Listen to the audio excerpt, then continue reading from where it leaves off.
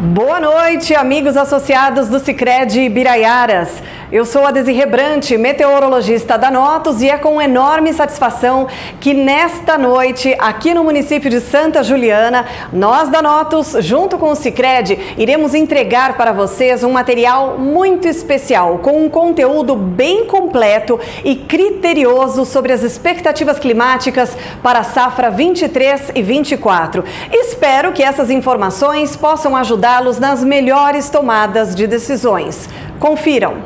Confiram agora a previsão climática para a safra de verão 23 e 24, em especial para a região de Santa Juliana, em Minas Gerais, através dos nossos mapas e também do gráfico com a previsão mais detalhada de chuva e de temperatura para os próximos 180 dias. Mas antes da previsão, é preciso observarmos como vai se dar o início da próxima safra de verão, principalmente no que diz respeito à quantidade de água disponível no solo. O mês de junho agora fecha com a chuva acima da média no centro e sul do Brasil, entre São Paulo, Mato Grosso do Sul e sul do país, e ligeiramente abaixo da média no Triângulo Mineiro. Os índices de água disponível no solo estão elevados na região sul do Brasil, baixíssimos no interior do Nordeste, e o solo está seco também entre o norte de São Paulo e o Triângulo Mineiro. Aqui do lado direito a gente tem a tendência de umidade no solo, e como o tempo segue seco nesses próximos dias, a tendência é de diminuir essa umidade entre Paraná, São Paulo, Mato Grosso do Sul e alguns pontos do Triângulo Mineiro também.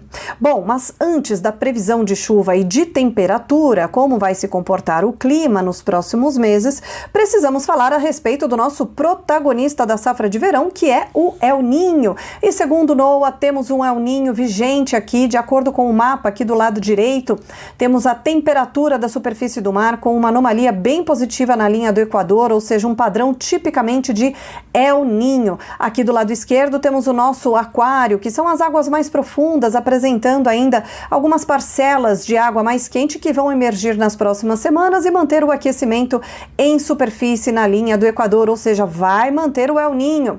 E de acordo com a previsão probabilística do NOAA, a expectativa é de uma probabilidade em torno de 90% da manutenção para o fenômeno El Niño no decorrer do inverno, primavera e verão também. Aqui do lado direito a gente tem o gráfico que aponta para a intensidade do El Niño. Em azul, representando a intensidade fraca, em cinza moderada, em amarelo, um El Niño forte. Por enquanto, de acordo com o consenso do NOAA, a expectativa é de um El Niño de fraca a moderada intensidade.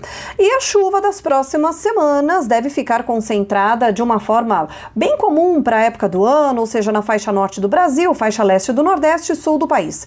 No sul do Brasil, na verdade, deveria estar chovendo um pouco mais. Aqui na direita, a gente tem um mapa de anomalia mostrando que a chuva não alcança a média histórica.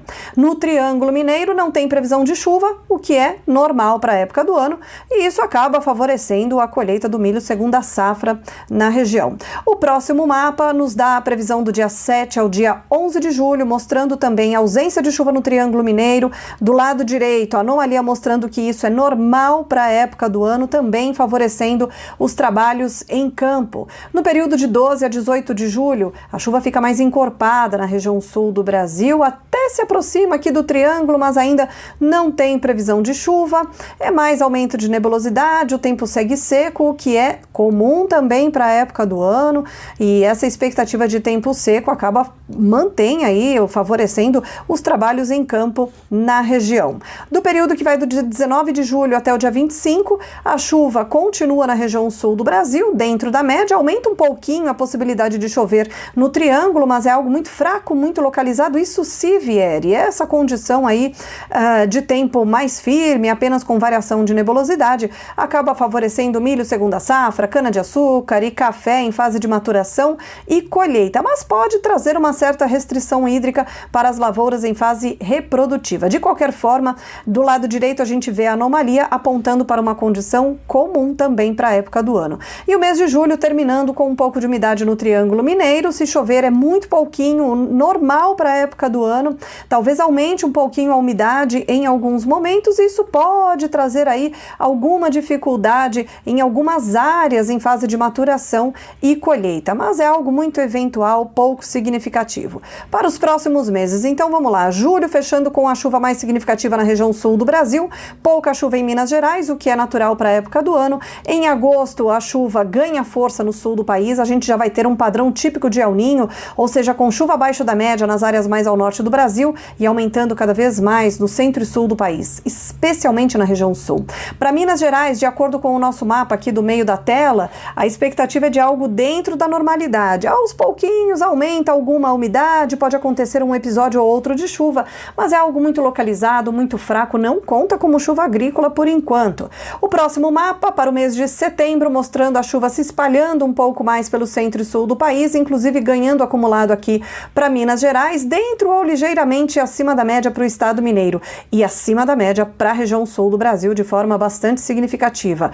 Outubro promete ser molhado no sul do país, São Paulo, e pode também ligeiramente ficar acima da média no sul de Minas e no Triângulo Mineiro. Bons volumes estão previstos para o mês de outubro, mas muita atenção, porque um dos efeitos do fenômeno El Niño, além de adiantar a chuva da primavera para algumas áreas do sudeste, é também deixar a chuva na maioria das vezes na forma de pancadas intercaladas por períodos de melhoria. Esses períodos podem se prolongar em alguns momentos e a chuva na maioria das vezes pode vir com curta duração. Ela também poderá ser mal distribuída espacialmente, ou seja, chove em um canto da fazenda e em outro não. A famosa chuva de manga, como vocês gostam de falar.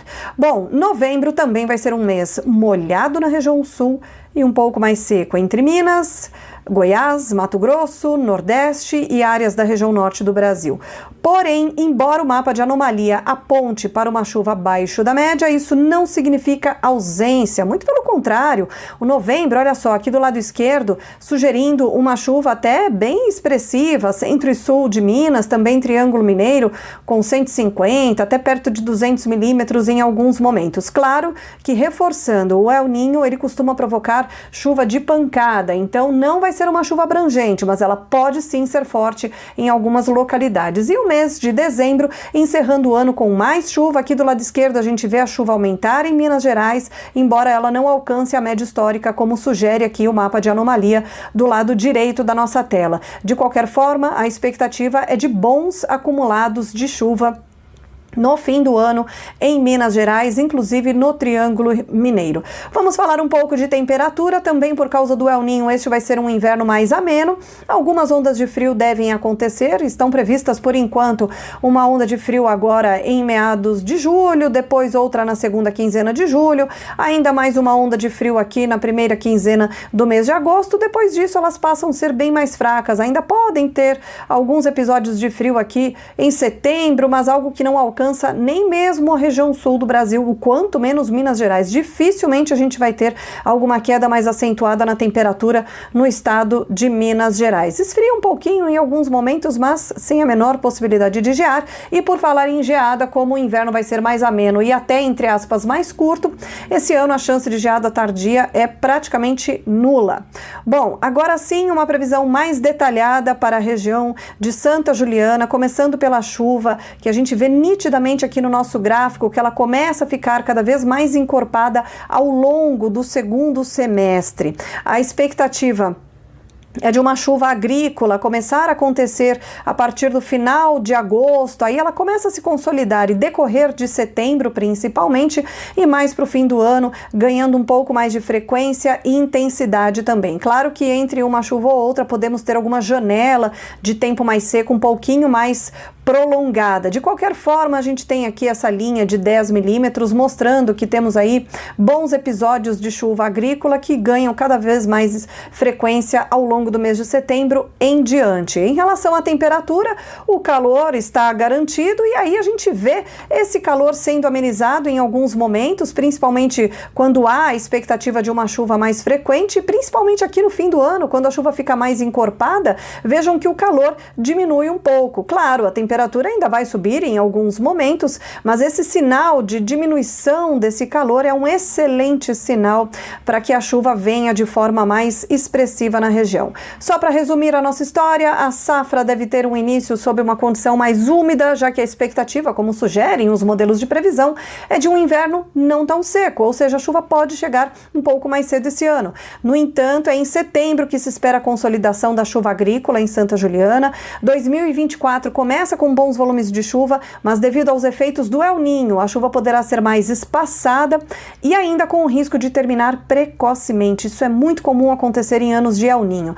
Em relação à temperatura, a expectativa é de um inverno bem mais ameno no Brasil. As ondas de frio vão avançar, mas o alcance delas, na maioria das vezes, não deverá ser muito amplo e raramente vão alcançar o estado de Minas Gerais. Além disso, neste ano, por causa do El Niño, é esperado um inverno mais curto, ou seja, com baixíssimo risco para geadas tardias. O verão certamente vai ser mais quente que ano passado, inclusive, eventualmente, com risco para ondas de calor. Espero que tenham gostado do conteúdo e que a próxima safra de verão seja de prosperidade. E não se esqueçam, juntos podemos construir um agro cada vez mais forte. Até a próxima!